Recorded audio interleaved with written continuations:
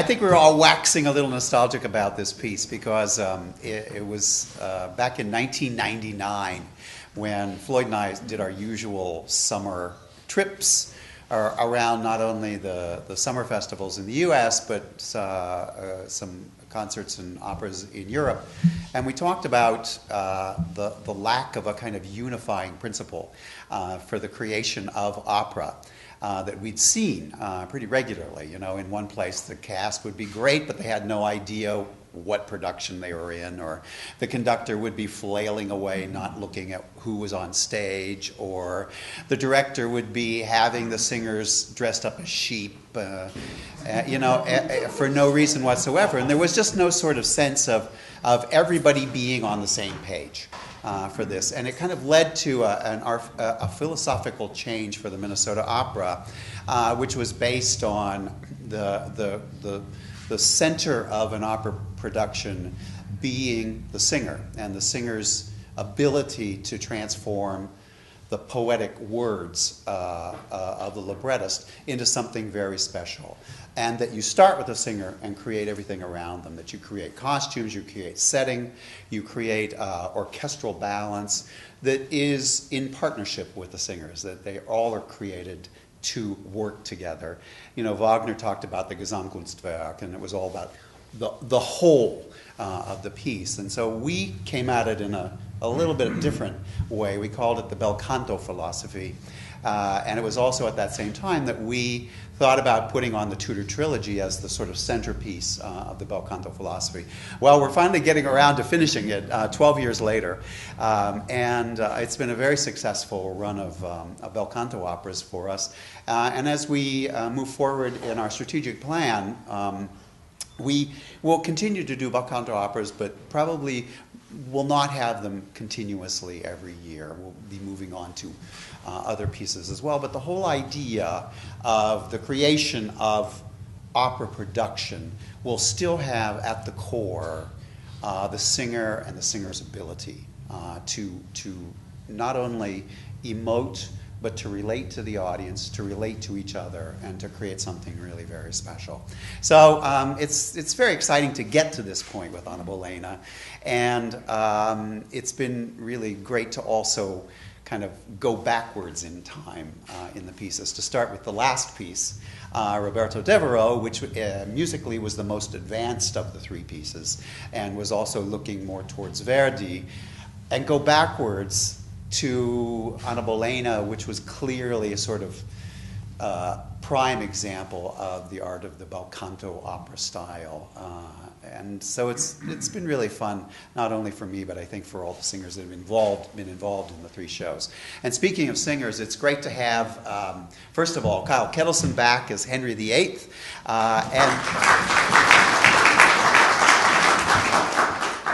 The interesting thing is that, you know, when you think of Henry VIII, you always think of this big fat guy, you know, who's so unappetizing.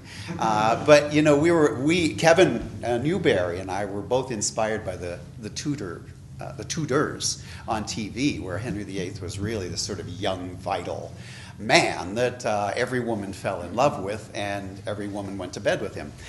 So when we cast Henry VIII, we had Kyle in mind.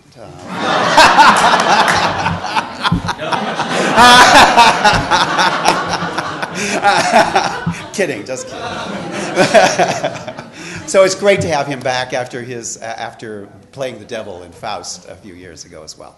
And also Lauren McNeese, who's done several pants roles for us, to suddenly do this very adult woman role and to really stretch her as an artist as well. And Lauren is going to be playing Anna Bolena's friend and rival, Jane Seymour, Lauren McNeese.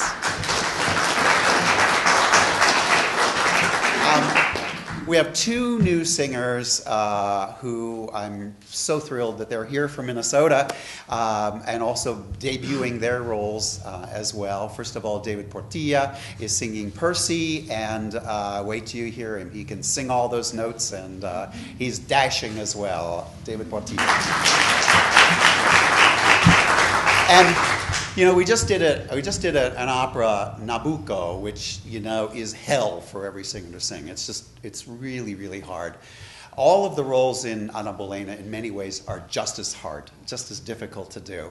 And the title role of Anna Bolena is very special. Not only are you playing a sort of iconological role, everybody has their idea of who Anna Bolena is, but you have a role that calls for a lot of stamina, to be perfectly honest, and to be able to rock the voice from the top to the bottom and every note in between.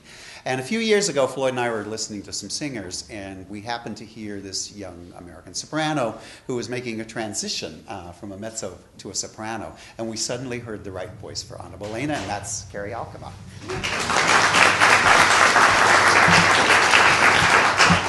So we're really excited to also have Mr. Lindsay back there playing a villain of sorts. Hervé. For our Victoria Vargas to play her first pants role, right? As Smetan. And Richard Orizaba to play the good guy. And it's also a great pleasure to have Maestro Michael Christie back for his second production as music director of Minnesota Opera. Michael. So it's also really great to welcome Kevin Newberry back. And like I said, he might as well become a citizen of Minnesota for as many times as he's been here, and he'll be back in a couple of months for Doubt as well in January. So I'd like to welcome back Kevin Newberry.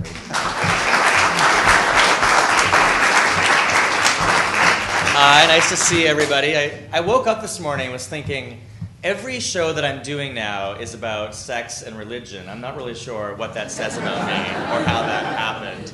Although I did just see Madonna at Yankee Stadium again about a month ago, so it all goes back to my childhood and MTV, I think. But suddenly, everything I'm doing is about sex and religion, including, of course, these pieces. So, I love being here. It's nice to see everybody. And for many of you, this will be familiar territory about how we united these three pieces, but especially for the cast, it'll be kind of new information about our approach. But it really is a director's dream to get three pieces like this that are all related and think about how to connect them over the course of several years, and also find a way to make them different and to make them fresh for audiences that are seeing all three in a row. And we did design and create them, and Jessica will chime in a little bit about the close too, to work as a trilogy and to work as individual productions. We're hoping that someday some company might do all three of them, but that's obviously a almost insurmountable task. But our whole approach to the trilogy was to think about it through the lens of Queen Elizabeth, through the eyes of Queen Elizabeth. And for me, these three pieces are about the three most painful and important moments in the life of Elizabeth I, right? The death of her young lover, Devereux, right? And if you look at them in reverse order, the order that we did them here, she was the original cougar, as we always joked when we were doing Devereux. And then the death of her cousin, Mary Stuart, which of course is a much bigger deal than just the religion and the politics. It really was everything about sovereignty and about what it means to be queen. It was a huge political and personal thing for her to do. And then, biggest of all, the death of her mother, of course. So anyone whose father killed his or her mother, of course, is going to carry those issues into adulthood, I would imagine. So Elizabeth was 2.5 when her father executed her mother. Arguably the most important marriage in the history of Western Europe, Henry VIII and Anna Bolena, because it founded the Anglican Church. I was just in Salt Lake City, and I became obsessed with Mormonism in Salt Lake City. I didn't convert, but I became obsessed with it. And I read Under the Banner of Heaven, and regardless of your religious point of view or what you subscribe to, Joseph Smith and Brigham Young both had divine visions that said they could marry as many women as they want to. And I'm sure that Henry VIII wished that he had thought of that back in the 16th century. Because everything that we know about everything that we sort of look at as modern Protestantism in the Anglican Church came about, of course, because Henry VIII wanted to sleep with somebody other than his wife and marry her. So for me, these pieces are really about martyrdom, about what does it mean to die for a cause or to kill for a cause, right? One of the biggest themes in all of religion, from the Inquisition before to now, and not even talking about Mary Magdalene that Michael and I are doing in San Francisco next year. It's all sex and religion, I'm telling you, all year round. So the idea of what does it mean to die or be killed for a cause, whether it's for love, for a broken heart, or for the sake of religion and for the entire history of a country and their religious belief. So we always come back to this idea of Queen Elizabeth and how she sees the world based on these three painful events in her life. So that's one of the reasons, I mean, that's the main reason why we have a young actress playing Elizabeth in this production. She's going to be in the production quite a bit. She's going to be with her mother quite a bit. And most importantly, she's going to see her mother executed. Not literally see her head cut off, but see her going into the gallows.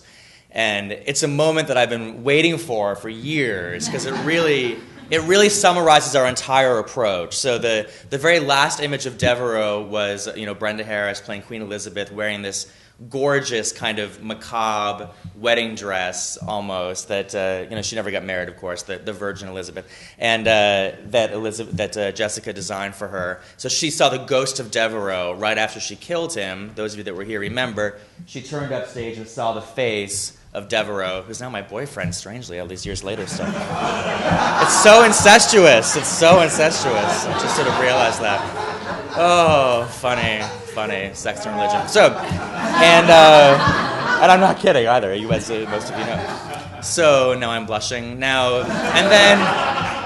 and then of course, she saw the ghost of Mary Stuart. So right after Elizabeth killed Mary, when we did this, we did it in Houston for Joyce DiDonato in the spring, the same production, and we didn't do that at the end. I didn't bring Elizabeth on at the end of Joyce's aria, because it doesn't make sense if you're just doing one production at a time. But it worked out really well for the second one. And then this one is going to be brilliant, because we're going to see baby Elizabeth, who was really 2.5, but we're going to make her like 6 so that I can direct her. And she's going to be wearing a smaller version of the same outfit as she watches, same thing, turns and sees her mother's ghost. And so I'm hoping the audience will get the idea, whether you're just seeing Anna Bolena or if you're seeing all three of them, that every decision she ever made in her life was informed by the fact that her father killed her mother, for the sake of religion and for love. It's a fascinating piece because, of course, Jane Seymour and Anna Bolena were both maids and ladies in waiting for Catherine of Aragon. So you were peers. He had crushes on both of you, Henry VIII. I mean, he got around. He was a real stallion. And he decided to go, and of course he'd had an affair with your sister Mary first. You've all seen The Other Boleyn Girl. Not a very good movie, but it's a fun, trashy movie. And it's a good airplane movie, right? And then you said, well, we'll go with Anna first. But then Jane was sort of waiting in the wings the whole time. And I mean, it's fascinating. I find the relationship between the two women even more interesting than the Mary Stuart-Elizabeth relationship. It's an amazing scene that you have together, and also, how do you juggle that friendship? I mean, the king gets his way no matter what, of course, and you really were peers, and you were from an aristocratic family but not a noble family, and we'll talk more about that as we get into rehearsal. So, the kind of visual approach to it, I think probably we have a few slides here. Now, these are a little outdated because we've changed quite a few things in terms of the images. Do we have the other images on here too, Alex, the Neil's new ones? I've not seen them. So I have them on my computer. I'll show you guys. But essentially, as many of you know already, we came up with this kind of central idea of this gorgeous gold coffered ceiling, like the heavy weight of the crown hanging on everyone's head and over everyone's head, that is present for all three operas. And then we have these different elements that come in from above. It's all automated and very seamless. For me, bel canto is ultimately about beautiful singing, of course, but we all know that these scenes do tend to go on sometimes. They sometimes suffer from what I call a lack of new information, the 10-minute goodbye and that kind of thing. And so I've found it quite useful. Neil Patel did the set. to find ways to dovetail and transition all scenes in a very musical way, right? So at the end of one of those long goodbyes, right? Marry me, I can't, you should, I can't. Then it's like we see some things start to slowly lift as the next scene starts to come in. Not in a way that's distracting, but in a way that really shifts so that things are constantly in motion. Because the exciting thing about bel canto for me is that it is constantly in motion. The singing is in the stratosphere a lot of the times, and it has such a beautiful line to it that I think some kind of visual shift is quite helpful to it.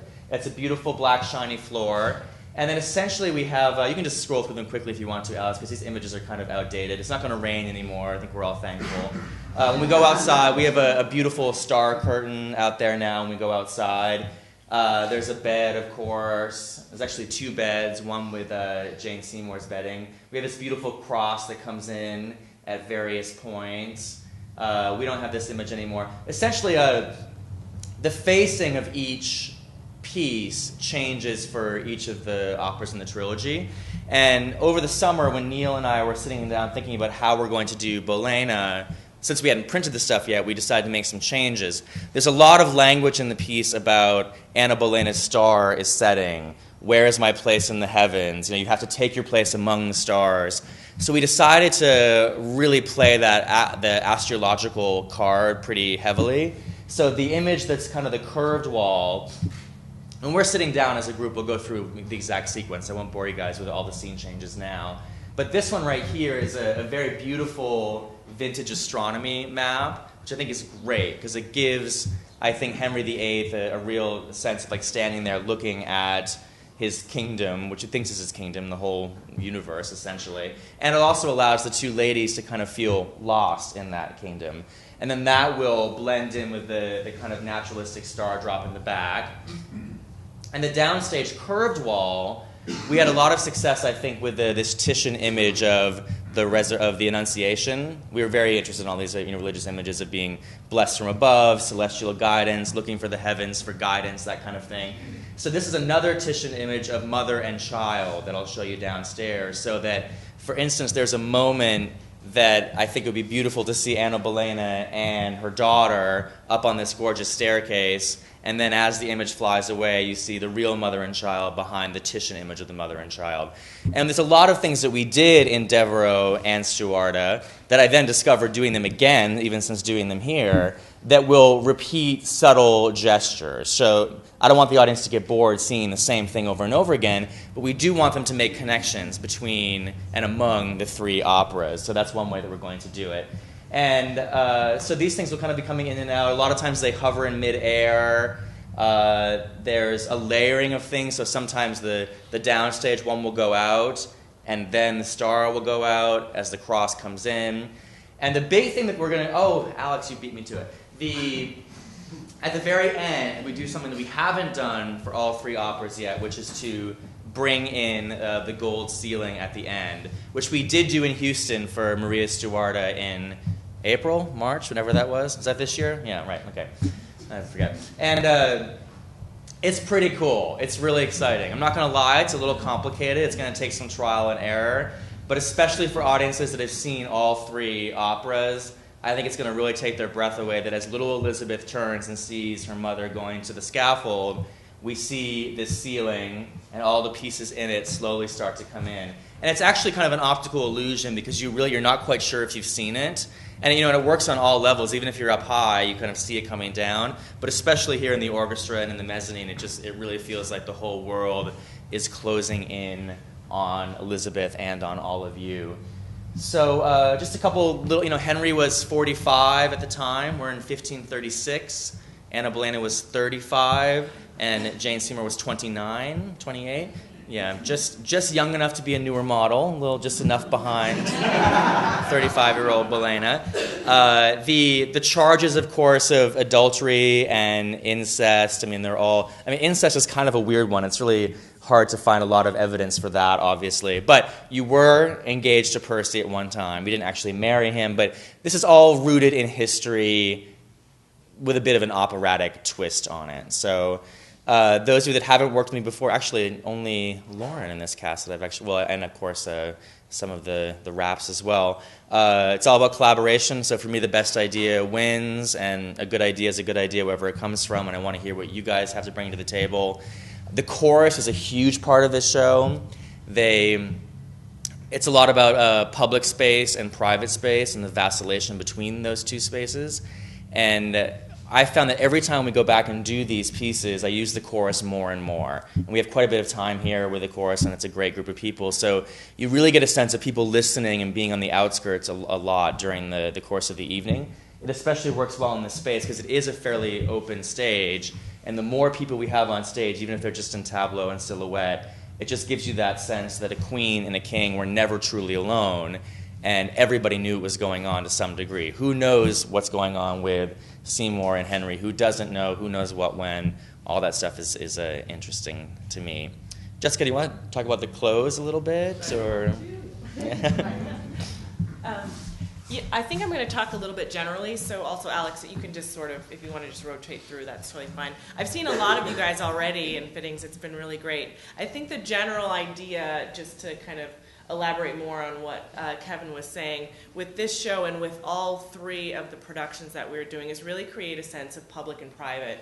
And, you know, especially in that period, the royal court and the people who sort of have filtered in and out of that were really, really important in terms of the idea that royalty and the king and the queen were never ever alone. There were always people watching. Everyone knew what they were doing at all times, and that was a huge part of what we presented in our concept as well. And the way that I started out by doing that is by basing the chorus costumes in colors and a feeling that they were very shadowy, so that they were always kind of lurking around, so that, you know, in other productions we've done, they're sort of always on the outskirts looking into bedchambers or around corners.